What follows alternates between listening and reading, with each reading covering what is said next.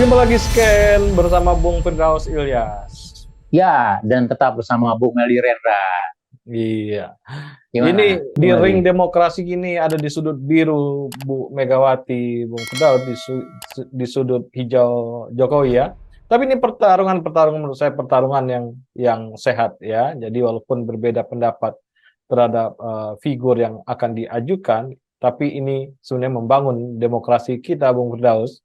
Karena bagaimanapun ini tidak perkelahiannya terbuka ya. Jadi perkelahian terbuka di depan di ring demokrasinya. Jadi walaupun tentu ada cerita di belakangnya, tentunya ring yang terbuka ini akan membuat argumentasinya juga terbuka. Kenapa dia memilih menetapkan Ganjar Pranowo sebagai presiden capres dari PDIP, sedangkan di balik sana walaupun terlihat samar-samar, tapi samar-samarnya sudah kelihatan Jokowi lebih cenderung ke Prabowo dalam hipotesis pertarungan ini, Bung Firdaus. Ya, memang menarik melihat ya sejauh apa kalau kita lihat ya, mungkin kalau kita katakan sebagai friksi atau ketidaksesuaian antara pilihan-pilihan opsi politik, jadi kita bicara opsi politik ya, antara Megawati sebagai ketum PDIP dengan Pak Joko Widodo sebagai Presiden Republik Indonesia yang notabene juga punya kepentingan di dalam Pilpres 2024 nanti.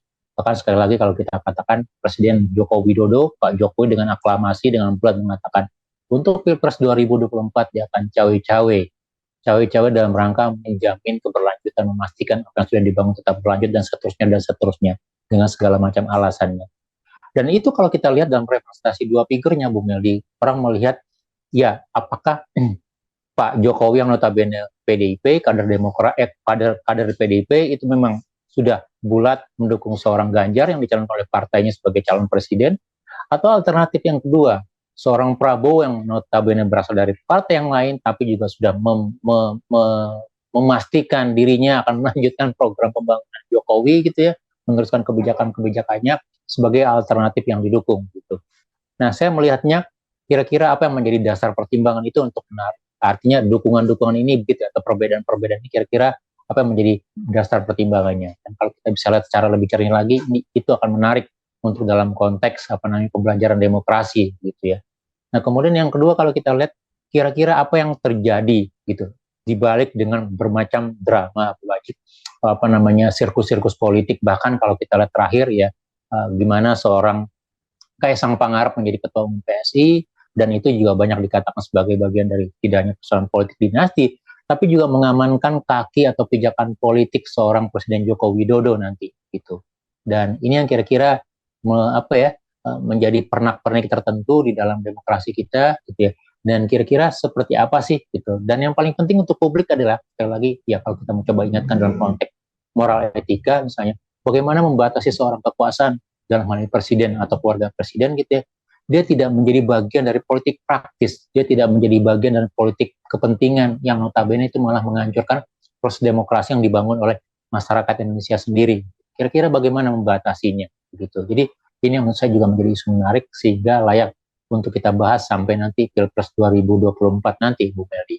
Ya, Jokowi berposisi atau dalam posisi isu keberlanjutan, Bung Firdaus ya, bagaimana program-program dia di 10 tahun ini berlanjut di tahun-tahun berikutnya di presiden baru gitu ya.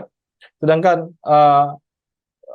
Megawati muncul pada isu-isu penyegaran ya, kaderisasi figur gitu ya di partainya. Ini yang concern utama dari Megawati untuk itu ya.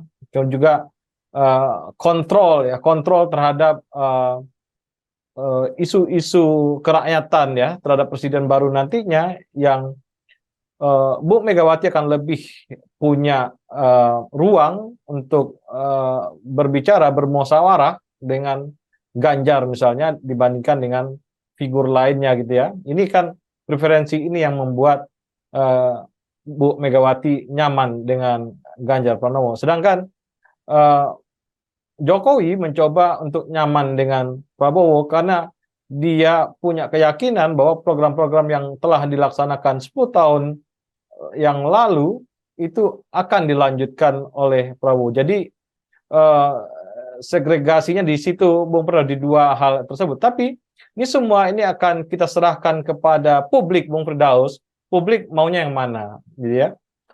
Tujuan dua-duanya punya interest sama, interest yang sama terhadap kepentingan publik, tetapi cara yang berbeda ini tentunya hanya bisa diputuskan oleh publik. Publik memilih presiden yang mana, Bung Firdaus? Iya, memang kalau kita coba meletakkan dalam kepentingan Presiden Jokowi ya, Presiden Jokowi kan membutuhkan semacam garansi pembangunan itu berlanjut gitu ya, kontinuitasnya ada. Bahkan kalau kita lihat ya, saya dalam beberapa hari terakhir ya, coba melihat rencana pembangunan RPJM 2045 Bu Mary gitu ya. Target-targetnya, kemudian bagaimana indikatornya disusun, keberlanjutannya dengan RPJP sebelumnya, 20 tahun sebelumnya misalnya. Satu, memang itu sangat-sangat realistis dan sangat make sense begitu ya. Yang kedua, kemudian dari indikator-indikator itu sesuatu yang sangat mungkin dicapai, Bung Meldi. Tuh, kita bicara misalnya indikator pendapatan, PDB-nya, kemudian pertumbuhan dan pendidikan, kesehatan, segala macam. Kalau semua asumsi ekonominya berjalan begitu ya, maka itu akan bisa dicapai. Jadi bukan mimpi belaka menurut saya begitu. Jadi menurut saya itu clear teknokrasinya begitu ya. Nah, tinggal kalau kita katakan tadi begitu ya, kalau ada harapan seorang pemimpin legasinya dilanjutkan. Artinya yang saya melihatnya bukan dari sisi legasinya, tapi misalnya targetan achievement yang sudah dicapai itu diteruskan gitu. Karena sekali lagi ya itu kan mimpi untuk Indonesia secara keseluruhan begitu ya. Gitu. Nah, kepentingan Jokowi clear dalam melihat kira-kira siapa sih yang bisa melanjutkan. Terlepas, nah pilihannya itu hanya ada dua.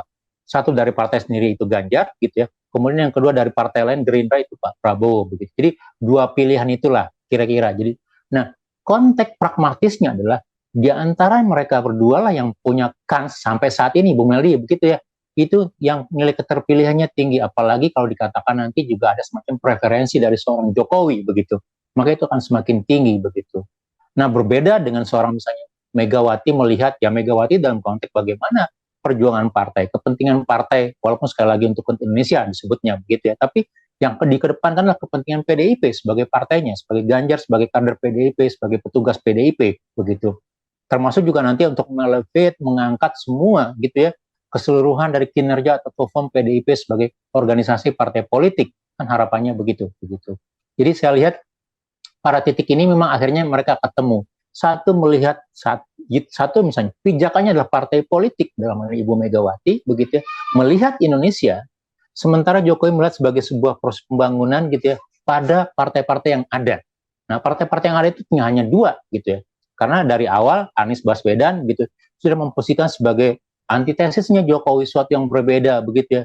Bahkan untuk suatu yang terminologi pun juga memposisikan sebagai suatu yang berbeda gitu. Jadi ini menurut saya kenapa pilihan itu muncul seolah-olah kita lihat ada friksi antara seorang Jokowi dengan Megawati begitu. Ada perbedaannya. Tapi sekali lagi kalau kita mau coba lihat dalam konteks yang lebih netral ya sebenarnya sah-sah saja begitu ya gitu. Bahkan sebenarnya buat saya ini semacam challenging buat seorang Anies Baswedan begitu ya. Kalau kita lihat Jokowi menjadi partai berikutnya, jadi kekuatan tersendiri di luar partai-partai koalisi yang sudah ada misalnya, bagaimana dia bisa mengambil rebound begitu, mengambil secara taktis, kira-kira ide apa ya yang bisa diakumulasikan sebagai bahan jualannya untuk 2024 nanti, Bu Meldi. Artinya memberikan semacam membungkus dengan lebih smooth, lebih lembut gitu, sehingga orang melihat oh ya ini juga bagian dari sesuatu yang baik dan itu diteruskan oleh seorang Anies Baswedan. Menurut saya begitu, Bung Yaldi. Ya, di pihak pertarungan ini mungkin ada yang bisa memberikan keuntungan, jadi keuntungan yang tidak terduga dalam pertarungan ini, Bung Firdaus ya. Tentunya Anies Baswedan dalam ini harus mengambil sebuah cara yang berbeda, ya, teknik yang berbeda atau sebuah komunikasi politik yang berbeda untuk melihat ini, Bung Firdaus, agar dia mendapat ceruk yang lain gitu ya untuk ini. Walaupun pada dasarnya dalam pemilihan di Indonesia ini pergeseran swing yang terjadi itu memang sebenarnya relevan ya, tapi selalu ada loyalitas yang tinggi terhadap orang-orang tertentu ya di dalam pemilihan presiden kita.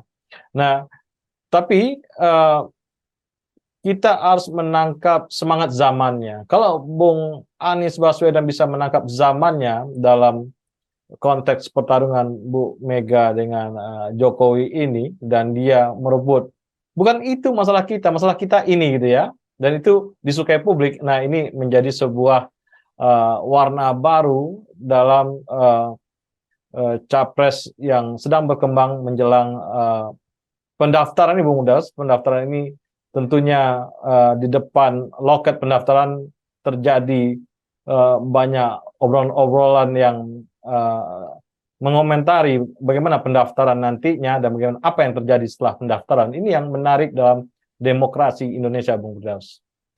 Iya, betul. Jadi kalau kita bisa mengambil hikmah dari apa ya, dari perseteruan antara ya mungkin rival kita atau pesaing kita, dan kemudian kita bisa menjadikan semacam kekuatan tersendiri gitu ya, membaliknya sebagai sebuah daya tawar atau daya selling point kepada publik, bisa jadi kita akan mendapatkan keuntungan begitu. Dan saya sepakat betul kalau kita bicara momentum, setiap generasi, setiap zamannya punya kebutuhan yang sama. Walaupun kadang-kadang substansinya sama ya Bung Meldi, cuma kemasannya aja yang berbeda misalnya. Ya. Orang butuh misalnya pendidikan murah, kesehatan murah gitu ya, kemudian pelayanan lebih baik begitu. Tapi ketika satu orang membahasakan dengan bahasa yang berbeda dan bukan bahasa yang digemari pada waktu itu atau bukan bahasa pada zamannya, bisa jadi dia tidak diterima begitu. Nah, tinggal bagaimana strategi marketing, strategi kemasannya yang bisa diterima oleh publik gitu. Tapi kalau kita kembali lagi melihat kira-kira apa menjadi concern Jokowi atau misalnya riak-riaknya dengan Bu Mega misalnya. Secara notabene misalnya Jokowi merasa jauh lebih aman kalau dia punya dua opsi tanda kutip ya gitu. Baik itu antara Prabowo atau Ganjar, atau even nanti misalnya dia bergabung menjadi sebuah kekuatan politik sendiri, walaupun itu agak tipis begitu, agak muskil lah begitu ya. Tapi kenyamanan itu sudah memberikan semacam ketenangan tersendiri gitu. Nah, Ibu Mega bisa jadi kalau kita lihat ya seperti perdebatan kita di beberapa video sebelumnya gitu ya, apakah di dalam seminggu 2 minggu ini atau sebulan terakhir ini terjadi sebuah rebound yang baik atau tidak gitu, sehingga gitu ya beda-beda tipis dengan Prabowo ini kemudian bisa diatasi gitu ya, dan kemudian menjadi sebuah keunggulan tersendiri begitu ya gitu. Nah, kalau itu terjadi maka bisa jadi juga ya itu akan jauh-jauh lebih membuat apa ya, tidak membuat pusing kepala Bu Meli untuk Megawati. Kira-kira ya sudah aman lah kurang lebih begitu ya, walaupun nanti di putaran keduanya akan dilihat seperti apa gitu. Jadi apa ya, saya melihatnya sebagai sebuah dinamika politik gitu ya. Orang melihat ada apa ya, Mega dan Jokowi agak menjauh atau berbeda begitu, itu sebagai bagian dari dagangan selama masa Pilpres begitu. Tapi yang kalau kita lihat yang lebih penting lagi buat kita, kira-kira di balik perbedaan-perbedaan ini apa sih yang bisa ditawarkan kepada publik, substansi persoalan gitu ya, persoalan-persoalan kekinian yang bisa menjadi program atau concern mereka, entah itu lewat suaranya Jokowi, moodnya Megawati, Anies Baswedan atau siapapun. Dan itu menjadi isu yang apa namanya menggambarkan kondisi Indonesia yang harus segera diselesaikan atau menjadi prioritas dalam 5 tahun ke depan. Ya, terima kasih Bung Firdaus. Sama-sama, terima kasih Bung Meldi. Tetap semangat. Salam Indonesia bersih. Salam Indonesia bersih.